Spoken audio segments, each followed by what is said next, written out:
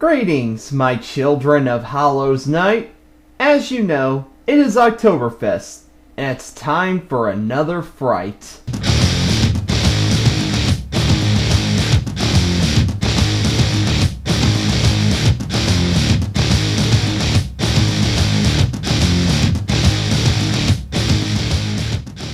If you are a frequent traveler of the internet halls, there's a chance you're familiar with these stories that cause frightful balls. They are known as the Creepypasta stories, modern campfire tales that bring out people's inner crazies. They have become so infamous that they have reached outside of their internet boundaries and into the minds of several common, everyday people, and even some bees. There are several stories to choose from and so many to read. When it comes to trying to pick the best, some people think it's a difficult deed. However, I have come up with the 16 stories that I think deliver the best thrills. In fact, they are the ones that have given me the most chills. So, get ready to have a hard time going to sleep at night. Here are the top 16 creepypastas that I think bring the most fright.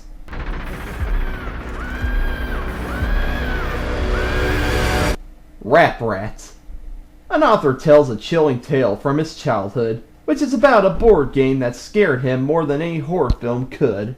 Included with the board game was a VHS tape, and when it was watched, there was no escape. Now, the demons that are found within the tape stalk our author. This story could make a person fear anything that has fur. As if people needed another reason to hate rats, this story comes along and influences several worried chats. Is it possible for a demon to possess a board game like that? I guess the only example we'll have of this is the board game Rap Rat.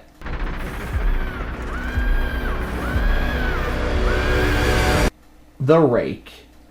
In this creepy tale that has gathered a huge fan base, several different stories are compiled to describe a similar creature that loves to chase. The Rake is its name, a creature from God knows what. It watches you sleep at night, and it has the nerve to not cover its butt. Could you imagine waking up in the middle of the night and seeing this thing? Yes, neither can I. That's why I'll set my alarm clock to constantly ring. This is a story that caused me to have uncomfortable feelings at night, but thankfully I have grown out of that phase, and it no longer causes fright. However, I do think that the story is rather interesting, because the idea of something watching people sleep might influence them to buy a baseball bat to swing.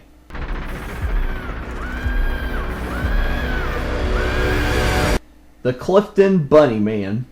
This story is a legend that goes way back to 1931, about a man who wears a bunny suit and hacks people up one by one. But don't worry, you shivering bloodbags, have a little courage. Bunnyman only attacks you if you go near his bridge. That's right, deep in the woods of Clifton, Virginia, you find a bridge that you'll stay away from, won't you? Because if you are at that bridge on Halloween night, well, let's just say that you're in for one hell of a fright.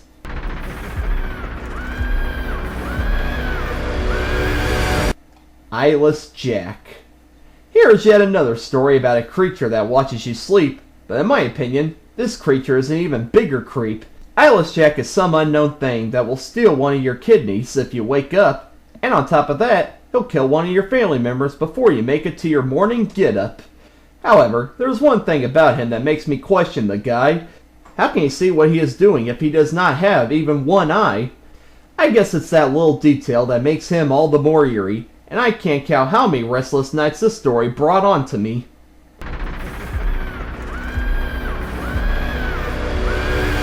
Hypno's Lullaby. This is a unique pasta that stands out from the rest. It's a quiet little song that helps make it one of the best.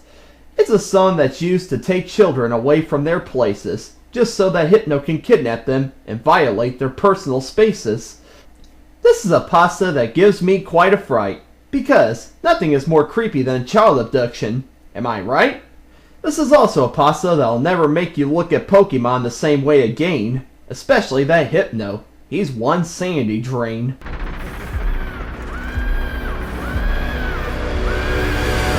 The Pocket.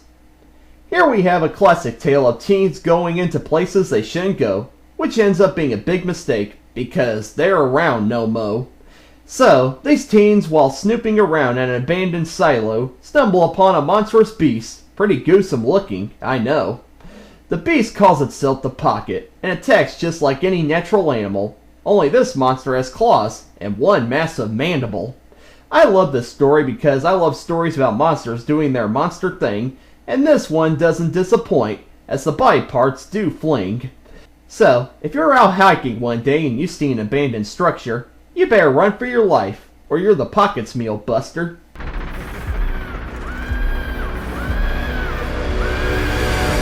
Teddy. Here's a creepy story that hits a parent right at home. It's about a father who buys a stuffed bear for his daughter so she won't be alone. But there is something about the bear that the dad thinks isn't quite right, and it turns out the bear packs one mean bite. The bear actually turns out being alive, and just like a wild one, the bear knows how to thrive.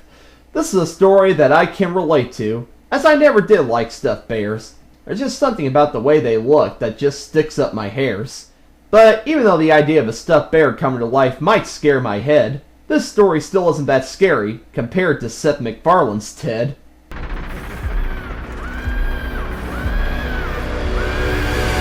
The Girl in the Photograph. This is a perfect example of curiosity killed the cat. It's about a little boy who finds a photograph, but what's wrong with that? In the photograph is a pretty girl that the boy has affection for, but due to the boy's curiosity of who the girl is, he is now no more. This is a pasta that is short, sweet, and to the point, and it has a twist ending worthy of Rod Serling, so it doesn't disappoint.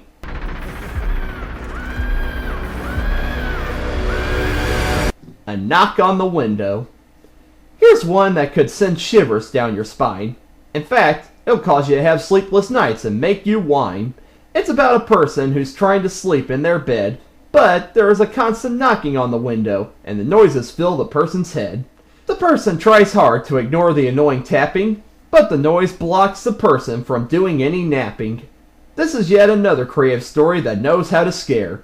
What's more creepy than the idea of something knocking on your window from out of nowhere? This story makes me glad that I live on the second floor of my house, so when I'm trying to sleep, my room is as quiet as a mouse. But I still don't know what kind of ghouls lurk around in the dark.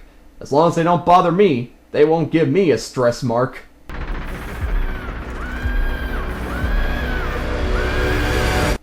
Ben. As if I needed another reason to not like the Legend of Zelda game, this story comes along to give me fears and make me hate my own name.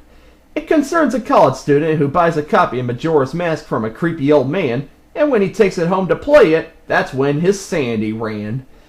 The game is possessed, causing several creepy glitches, and the spirit of the game even haunts with the flip of the switches. This is a story I find creepy because the game itself wasn't inviting, but since I've read this story, it's been rather exciting.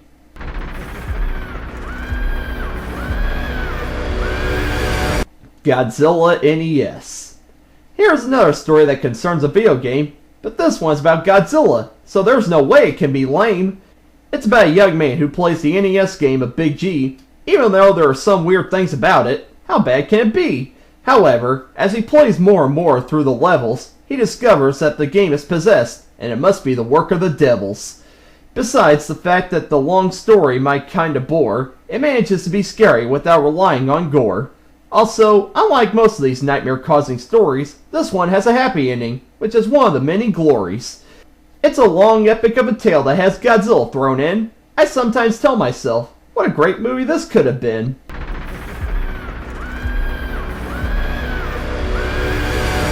Under the Bed. This is a peaceful story about a little boy sleeping in bed with his folks. There's nothing to be afraid of. This story must be a hoax. But there is something demented about this piece of text, as the boy's parents are dead, and the monster says that the boy is next. This is yet another pasta that manages to bring the chills, and the writer of it shows to have some great skills. It's full of suspense even with the basic plot, but when it comes to bad stories, this one shows that it is not.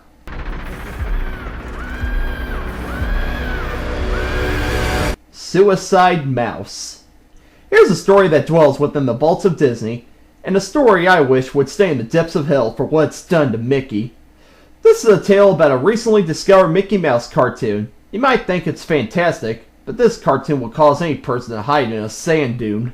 It shows a sad Mickey walking in a continuous loop, while piano keys play can cause my hairs to jump hoop. It goes on for quite a while, until a woman is heard screaming, which causes Mickey to smile. Why is this called Suicide Mouse, you might ask yourself? Because it caused the man who watched it to grab a gun and shoot himself. I'd be lying if I said that this didn't cause me to have such horrible thoughts. I'm just glad the real Mickey taught me to be happy, and not to think of such plots. When it comes to writing a good story, there's nothing worse than diving into your childhood, and that's when it's really gory.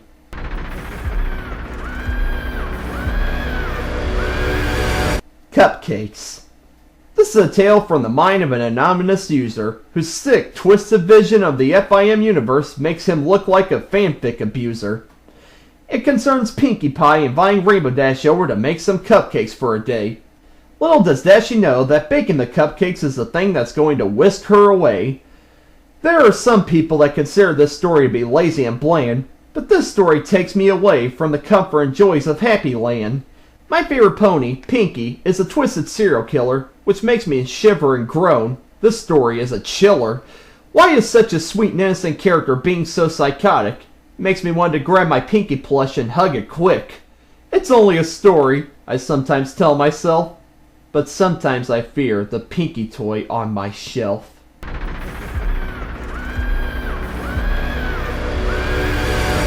Laughing Jack. Here's a story that lurks within our childhood, and something that could scare us more than anything else could. It's about a father whose little boy has an imaginary friend. The friend's name is Laughing Jack, who eventually leads to the child's end. Laughing Jack is a demented clown who can haunt us all. He's no laughing matter, as he will follow you to the crawl. But there is one thing that isn't easy to dismiss, and that's a question about Laughing Jack. Does he really exist? The father claims that Laughing Jack is the one who killed his son. However, insanity gets the best of him, and there is nowhere to run. The police take him away, and he's locked up in the Looney bin. But he constantly hears Laughing Jack's laugh again and again and again.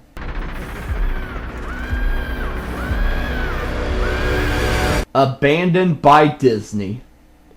Despite what you may think, Disney isn't always happiness and imagination. This story is full of nightmares of the company's own creation. A tourist walks through an abandoned resort on a Caribbean island, and what he finds there are things you can only find in Nightmare Land. As a Disney fan, this story makes me the most afraid, because I cringe at the devilish themes it puts in a parade. I've always loved stories that focus on haunted places. They're enough to make me form several frightened faces. The overall tone of this story is of fear and drone, and makes you never want to go anywhere alone. Nothing more I can say about this creep-filled tale, except for the fact that even Disney can sometimes make me turn pale. Well, there's a look at the 16 creepypasta tales that I like the most, and the ones that give my ability to not get scared a good roast. I'm not one who easily gets scared, but these stories make me prepared. When I read these stories, I know what I'm getting into. And I know that you have your own favorites, don't you? This has been Benthelooney, and once again, I'm signing out. I'm gonna go see what those noises in my basement are all about.